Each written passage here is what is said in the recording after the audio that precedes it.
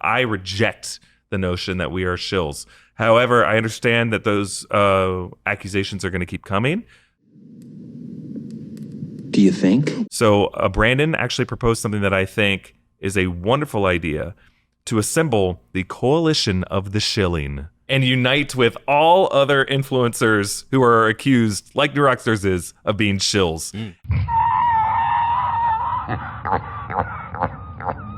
Erik Voss is a paid shill. I've exposed this many times on the channel. My friends have exposed this on their channels as well. And after years of laughing it off and not taking these claims seriously, do not look like an idiot 12 months from now when people say that you are a shill and have bad taste in movies. Because some accounts saw this photo and just saw a list of Disney shills whose approval of the series must have been bought off with stickers. And having been there that day, I can tell you that was not the case. Tell me lies, tell me sweet little lies. Erik Voss finally, in an audio-only podcast episode entitled Are All Movie Influencers Shills? Are the hosts of New Rockstars shills for studios like Disney, Warner Brothers, Universal? Yes. But for whatever reason chose not to upload this content to his millions of subscribers on YouTube, or his secondary channel where they upload content very similar to this all the time. The conversations that you're going to be hearing in the Danger Room is the kind of stuff that we would never talk about on YouTube. A lot of this stuff is just kind of like personal, indulgent, kind of whiny soapbox stuff. It's stuff that like we're a little nervous putting publicly out on YouTube, where any of our enemies are going to take us out of context and try to like edit us to say things that we're not actually saying. Tell me lies, tell me sweet little lies. Okay, Voss, two things. One, I think you are indeed afraid of what your enemies, quote unquote, would do with all the stupid shit you're about to say in this upcoming podcast. We feel a little bit more comfortable having those conversations in a audio-only intimate podcast environment. And two, we do not take you out of context. You just do a great job stepping in shit every time you turn on your camera to do a video or a live stream. I mean, Jesus Christ, you're already stepping in it in the episode description. Are all movie influencers shills? Okay.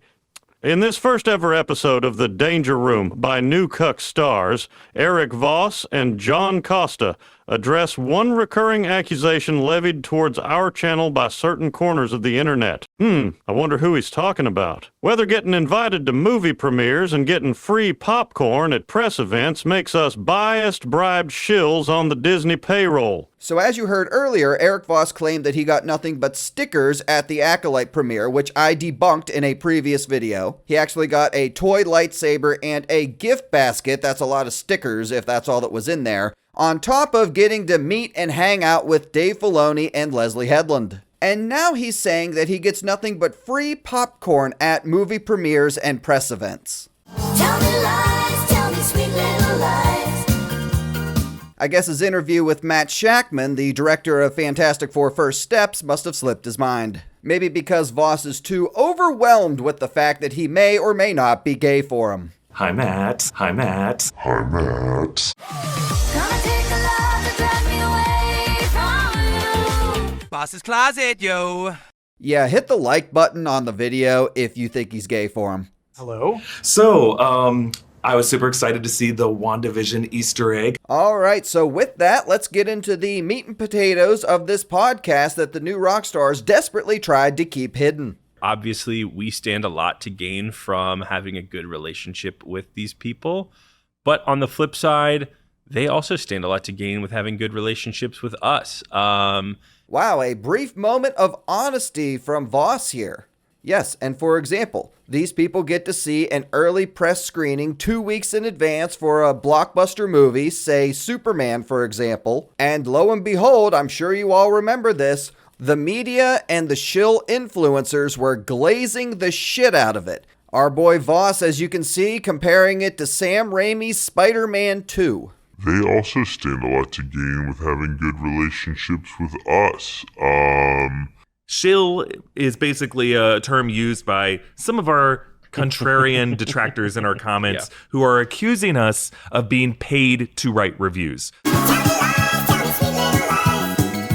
Now, I don't know what all of the detractors in the new Rockstars comment section are saying, but the general consensus is not that they are paid by the studios in exchange for positive reviews, and for them to imply that that's what we're saying is false. Studios like Disney or Universal or Warner Brothers by inviting us to early screenings and paying us to write the reviews that we write that are overly positive, to create a positive buzz around their movies and TV shows in order to influence people. What we are saying is that they do profit indirectly through the access given to them by these studios, Disney, Warner Brothers, Universal, and the new Rockstars and several others lean positive in their coverage in order to keep this access. And when the people who see those movies, they have a more negative opinion of it and realize, oh, was that person being genuine in their review? I mean, I'll just leave this on the screen a little bit longer for you guys so you can judge for yourselves. We have just been lucky to be included on like an early screening list that they do in the LA area. And we're able to see the movie maybe 10 days early, a week early, sometimes less. Early access to the film before the general public is a form of payment. They also get multiple episodes or sometimes the entire season of streaming content sent to them in advance as well. People who write reviews for like Variety or people like New Rockstars, when we're breaking down the movie, sometimes we do a review of the movie, and just to give us time to write it and make it publishable early enough so that when people are making plans for their weekend can decide, hey, do I want to see this opening night? Do I want to see this next week? Do I want to see it at all? That's really it. And this dumbass is too stupid to realize that he profits off of this. What an idiot.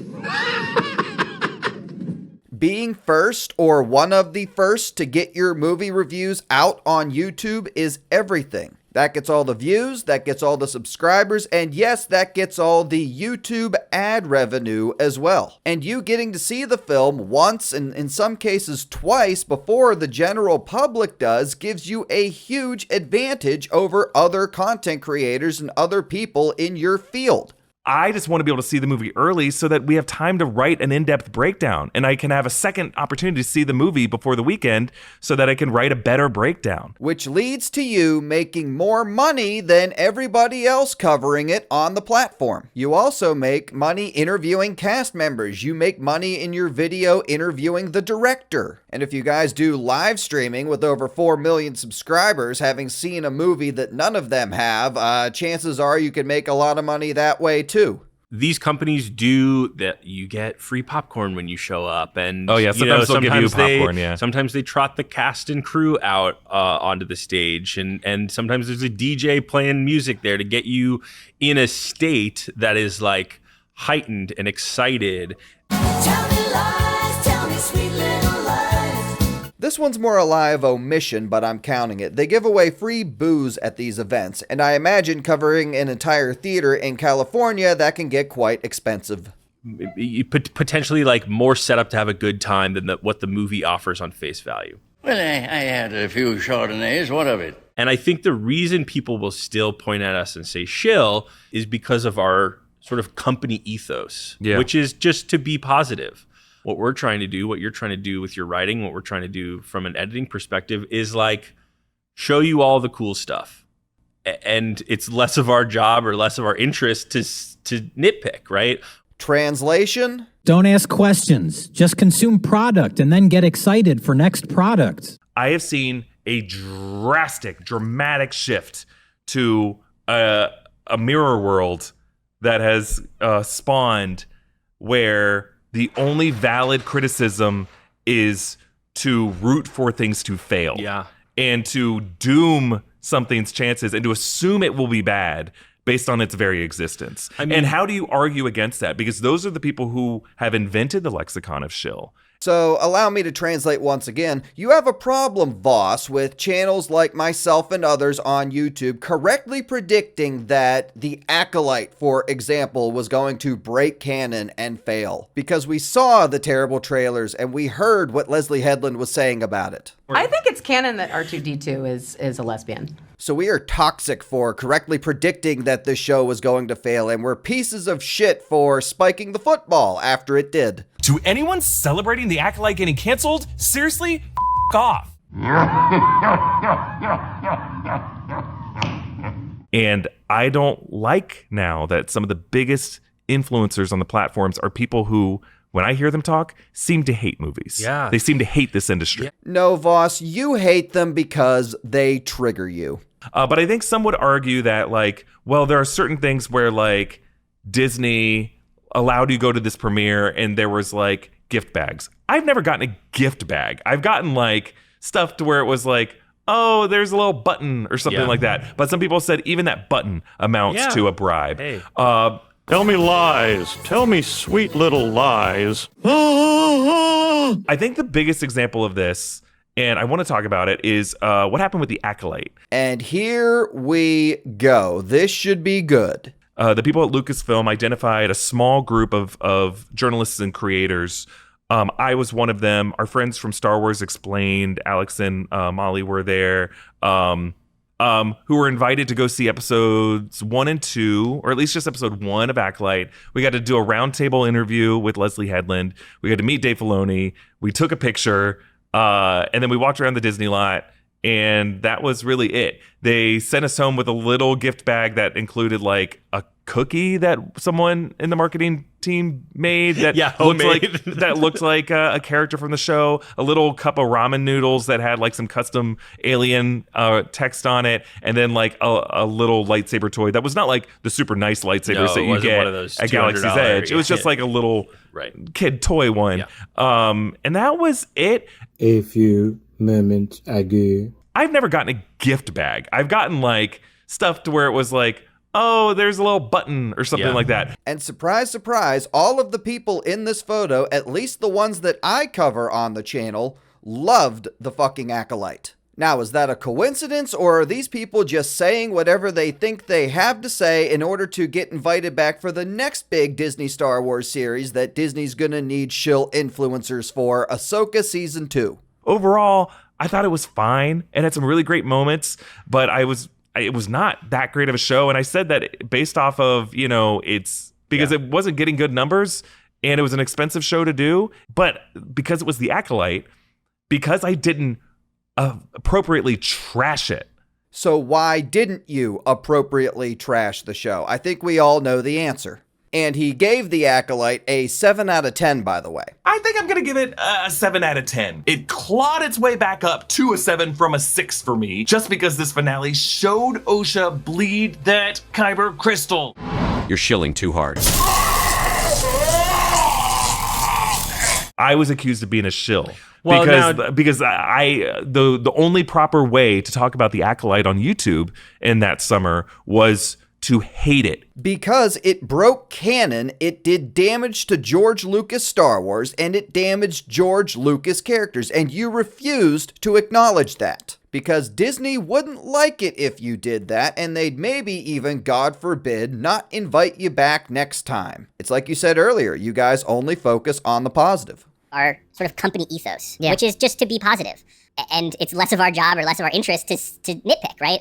This is where I think our job, for me as like a white guy, the discourse around Acolyte was both, in my opinion, sexist and racist.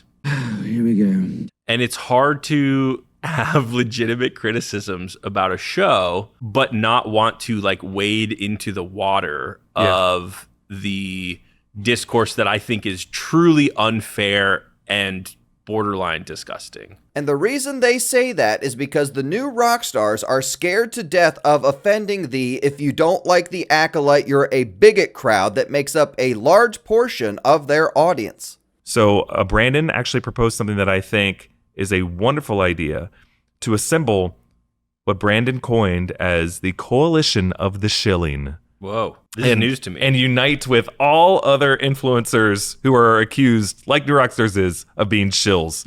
And just have a meeting of the minds, our Marvel YouTube Illuminati, and just sit down and talk about this, because I want to broaden this conversation. Could this eventually be another rewriting Ripley demonetization and deplatform campaign launched by these shills? I guess it's possible. I don't know. I have no idea. But one thing I do know is that clearly Erik Voss gets triggered when people call him a paid shill. You are where you are, and you're using words like shill because you've been programmed by people who, if they were given the opportunity to go to a premiere from Disney, would drop their hat and go to it immediately. And the only reason they're using words like shill is because, honestly, they're jealous that they don't get invited to these events.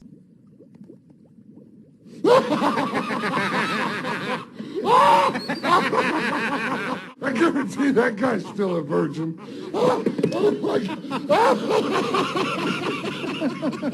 Not a bad podcast episode at the end of the day, at least for us, right?